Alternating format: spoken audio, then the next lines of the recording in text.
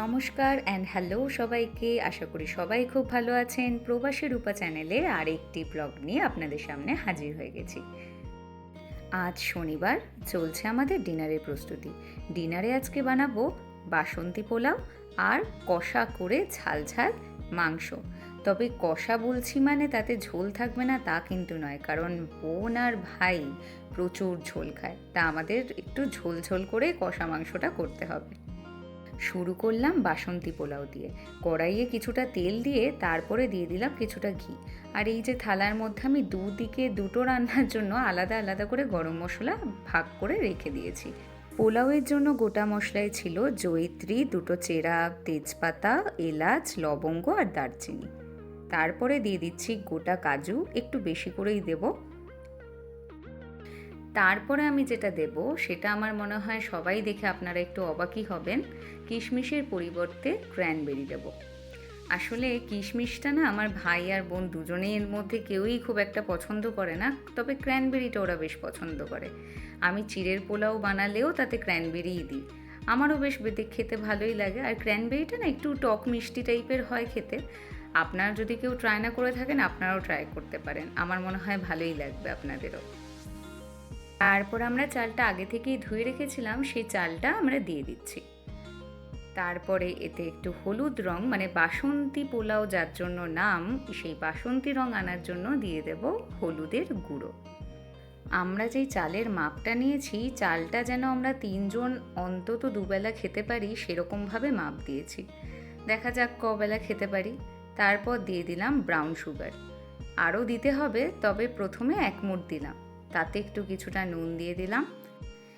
এবার আমাদের অল্প করে নাড়াচাড়া করে নিতে হবে চালগুলোকে, যাতে চালের মধ্যে সব কিছু ভালো করে মিশে যায়। এরপরে আমি জল দিয়ে দিচ্ছি। জল দিলেই কাজটা শেষ হয়ে যাবে আপাতত। একদিকে এবার নিজের মতো করে পোলাও হতে থাকবে, আরেক দিকে আমরা শুরু করে দেব মাংস বানানো। লাস্ট আমি আবার একটু গুড় দিয়ে দিলাম, কারণ তখন পর্যাপ্ত চিনি দেওয়া হয়নি। হ্যাঁ, আমি পোলাওয়ের মধ্যে ব্রাউন সুগার আর গুড় দুটোই ইউজ করেছি। যাই হোক, এবার মাংসের প্রস্তুতির জন্য আমি বড় বড় দুটো আলু নিয়েছি। তা আলুটা ছুলতে বসে গেছি। তবে আমরা 3 জন মিলেই যখন পোলাও বানাচ্ছিলাম তার এক ফাঁকে বোন সব পেঁয়াজগুলো কেটে রেখেছে। মানে মোট এই ধরে নিন 4টি মিডিয়াম সাইজের পেঁয়াজ ও কেটে আমার কাজটা অনেকটাই এগিয়ে দিয়েছে। আসলে এরা দুজন আমার মানে বাহনের মতো যদি সাইডে না থাকতো, তাহলে এত তাড়াতাড়ি এই দুটো পদ কখনোই আমি করে উঠতে পারতাম না। আলু ছোলা হয়ে গেল, এবার আলুগুলোকে ডুমো ডুমো করে কেটে নেব। কাটিং বোর্ডের মধ্যে আগে থেকেই কেটে রাখা পেঁয়াজগুলো দেখতে পাচ্ছেন, আর আমি যতই আলু কাটছি তখনই ভরে যাচ্ছে কাটিং বোর্ডটা। তার সাথে সাথে দেখতেই পাচ্ছেন আরেকটা হাত বাড়িয়ে ঠিক আমার কাটিং বোর্ডটা পরিষ্কার করে রাখছে, যাতে আমার নেক্সট টমেটো কাটতে কোনো অসুবিধা না হয়। একটাই বড় দেখে টমেটো নিয়েছি, সেটাকে যতটা সম্ভব ছোট ছোট করে কেটে রাখলাম। এই যে শুরু হয়ে গেল এবার মাংস কাটা। মাংস কাটার দায়িত্ব দিয়েছিলাম ভাইকে। এই যে কি সুন্দর টুকটুক করে মাংসটা কেটে ফেলছে। এইখানে আমরা 600 গ্রামের মাংস নিয়েছি। এইগুলো সিল প্যাকের মাংস, তো তাই জন্য এদেরকে অনেকক্ষণ ম্যারিনেট করে না রাখলেও চলে। তাই জন্য আমরা বেশিক্ষণ ম্যারিনেট করব না। মানে মাংস ওখানে ম্যারিনেট করা শুরুও হয়নি, তার আগেই কিন্তু আমরা কড়াইয়ের মধ্যে তেল দিয়ে একেবারে রান্নার প্রস্তুতি শুরু করে দিয়েছি।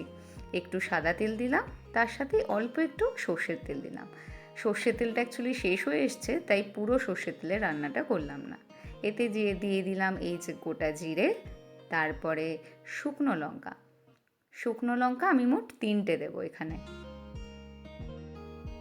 এরপরে দিয়ে দেব কিছু গোটা গরম মশলা। গোটা গরম মশলায় দিচ্ছি চেরা তেজপাতা, এলাচ, লবঙ্গ, জয়িত্রী, দারুচিনি, ব্যাস এইটুকুই। তারপর এই সব কিছু দিয়ে একটু ভালো করে আলতো হাতে নাড়াচাড়া করে নেব। এখনই একটা সুন্দর হালকা গন্ধ বেরিয়ে গেছে কিন্তু। তারপর সব পেঁয়াজগুলো যত বোন কেটেছিল সেগুলো সব দিয়ে দিলাম, দিয়ে আবার একটু আলতো হাতে নাড়াচাড়া করে নেব। পেঁয়াজগুলোকে অল্প একটু নাড়াচাড়া করেই এর সাথেই ডুমো ডুমো করে কেটে রাখা আলুগুলোকে দিয়ে দেব, যাতে আলুগুলো একদম শেষে সুন্দরভাবে সিদ্ধ হয়ে যায়। এইখানে একটু আসলে নাড়াতে অসুবিধাই হচ্ছে, আসলে আমাদের পাত্র দুটো না উল্টো পাল্টা হয়ে গেছে, মানে আমরা ডিসিশন নিতে ভুল করেছি। বড় ডেচকিটাতে আমাদের মাংস করলে ভালো হতো, আর এই কড়াইটার মধ্যে পোলাও করলে ভালো হতো। যাই হোক, এখন আর কি করা যায়, রান্না যখন এভাবেই শুরু করেছি তাই এভাবেই হোক। পোলাওটা তো ভালোভাবেই হচ্ছে, মাংসটা না হয় একটু কষ্টসৃষ্ট করে নাড়িয়ে নেব। এবার পেঁয়াজ আর আলু একটু কষতে তো টাইমই লাগবে। এখন চলছে আমাদের ম্যারিনেশনের পালা। ম্যারিনেশনটা আমরা কতটা সিম্পল রেখেছি সেটা আপনারা দেখতেই পাচ্ছেন। জাস্ট টক দই, হলুদ গুঁড়ো, লঙ্কার গুঁড়ো আর আদা রসুনের পেস্ট, ব্যাস। এর মধ্যে নুনটা পর্যন্ত আমরা দিইনি, একেবারে ডিরেক্ট রান্নাতেই দেব। যাই হোক, এই যে ম্যারিনেট হয়ে গেল, এবার ফিরে যাব আমাদের চাপানো রান্না দুটোতে। কড়াইয়ের মধ্যে আলু আর পেঁয়াজ বেশ ভাজা ভাজা হয়ে এসছে, এরকম সময়ে আমি নুনটা দিয়ে দিচ্ছি। নুনটা যাতে আলুগুলোতে ভালোভাবে মিশে যায় তার জন্য আমি ভালোভাবে নাড়িয়ে চাড়িয়ে নেব একটু। আর ওইদিকে পোলাও টকবগিয়ে ফুটছে। পোলাওটা দেখে মনে হচ্ছে আরও বেশ খানিকটা চিনি আমাদের দিতে হবে। এই যে আমি এখানে আবার 2 মুঠ মতো চিনি দিয়ে দিচ্ছি। তারপর ভালোভাবে আবার মিশিয়ে নেব। এই যে মিশিয়ে নিচ্ছি। মিশিয়ে নিয়ে এর মধ্যে দিয়ে দেব 1 চামচ মতো ঘি। আমি প্রথমে অল্প করে ঘিয়ে আমাদের গোটা মশলা, তারপরে ওই ড্রাই ফ্রুটসগুলো ভেজে নিয়েছিলাম, তারপর শেষে আবার একটুখানি ভেজে নিলাম। এবার মাংসের কড়াইয়ে ফিরে এলাম। সেখানে দিয়ে দিলাম টমেটো কুচি, আদা রসুন পেস্ট, হলুদ গুঁড়ো, লঙ্কার গুঁড়ো, ধনে গুঁড়ো, জিরে গুঁড়ো। সব মশলাগুলো দিয়ে খুব ভালোভাবে একটু নাড়িয়ে চাড়িয়ে নিচ্ছি, যাতে মশলাগুলো চারিদিকে ভালোভাবে মিশে যায়। এই রেসিপিটা আমার মনে হয় খুব কমন একটা চিকেনের রেসিপি। কম বেশি আমরা সবাই এই চিকেনটাই রান্না করে থাকি। হ্যাঁ, এবার খুব স্পেশাল কিছু অনুষ্ঠান থাকলেও তখন চিকেন রেজালা, আরও কত রকম কমপ্লিকেটেড চিকেনের যে রেসিপি আছে তার নাম শুরু করলে শেষ হবে না। যাই হোক, পোলাওয়ের মধ্যে একটু শাহি গরম মশলার গুঁড়ো দিয়ে দেবো। তারপরে আরেকবার একটু নেড়ে চেড়ে এটা তুলে নেব। অলমোস্ট পোলাওটা হয়েই এসছে, সুন্দর একটা গন্ধও বেরিয়ে গেছে ঘিটা দেওয়ার পরে। যাক, পোলাওয়ের দিকে আমার আর না তাকালেও চলবে। পোলাওয়ের দায়িত্বটা এবার ভাইয়ের উপর দিয়ে দিলাম। এবার আমি ফিরে আসি মাংসতে। এখানে এবার কাঁচা লঙ্কা দিয়ে দিচ্ছি, 2টো মতো কাঁচা লঙ্কা দিয়ে দিলাম। তারপরে আবার নাড়িয়ে চাড়িয়ে নিলাম।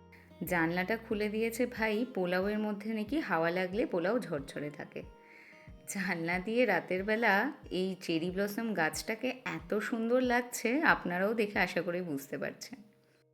ফাইনালি আমরা আমাদের ম্যারিনেটেড চিকেনটা এর মধ্যে ঢেলে দিলাম, আর সাথে দিচ্ছি কসুরি মেথি হাত দিয়ে একটু পিষে। এই হাত দিয়ে পিষে কসুরি মেথি দেওয়ার সিস্টেমটা আমি শিখেছি রান্নাঘরের বিভিন্ন রকম চ্যানেল দেখে, ওরা দেখেছি এভাবেই দেয়। তারপর খুব সাবধানে ব্যালেন্সের সাথে আমাকে হাতাটা ঘোরাতে হবে, কারণ কড়াই খুবই ছোট হয়ে গেছে আমাদের মাংস অনুযায়ী। এই যে আমি খুব সাবধানে করছি যাতে একটাও কিছু বাইরে না বেরোয়। এটা ভালো করে নেড়ে চেড়ে এবার আমরা ঢাকা দিয়ে 15 মিনিটের জন্য ভুলে যাব। 15 মিনিট পর এতে দিয়ে দেবো মায়ের হাতে তৈরি করা ম্যাজিক মশলা। প্রত্যেকবার ভারতে গেলে মা আমাদেরকে এই মশলা বানিয়ে পাঠায়।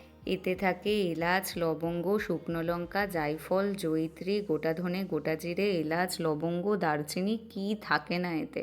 এই মশলাটা রান্নার সাথে একটা আলাদাই মাত্রা এনে দেয়। তবে রান্নার ফাইনাল লুকটা ভিডিও করতেই আমি ভুলে গেছি, এত আমাদের খিদে পেয়ে গেছিলো। তাই দুপুরবেলা আমরা খেতে বসে পরের দিন আপনাদের জন্য একটু শ্যুট করে রাখলাম। খাবার দেখতেই পাচ্ছেন কমে এসছে। যাই হোক, ভিডিওটা যদি আপনাদের ভালো লাগে লাইক, শেয়ার অ্যান্ড সাবস্ক্রাইব করে দেবেন। আপনারা সবাই খুব ভালো থাকবেন। Bye bye.